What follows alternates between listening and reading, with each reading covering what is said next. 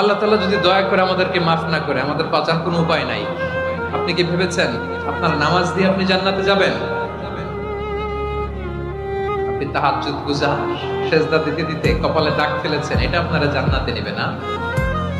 আপনি এলাকার সবচেয়ে বড় হাতেম তাই দানশীল, এই দানের ভরসায় বসে আছেন। কশিন কালো কথা। আমাদের নামাজ, আমাদের রোজা, আমাদের ইবাদত, এগুলোকে মিজানের পাল্লায় উঠালে কোনো ওজনই হবে না। তবে আমাদের একটা কৌশল জানা আছে, আমরা আল্লাহর রহমতের ভিখারি। আমরা সেদিন আগেই গুনার স্বীকৃতি দিয়ে দেব। আমরা বলবো, আল্লাহ তুমি প্রশ্ন করার আগে তোমার একটা কথা বলি, আমারে কিছু জিজ্ঞেস করো না, আমি সব করেছি। এমন কোন পাপ নাই যে পাপ আমারে দিয়ে হয় নাই।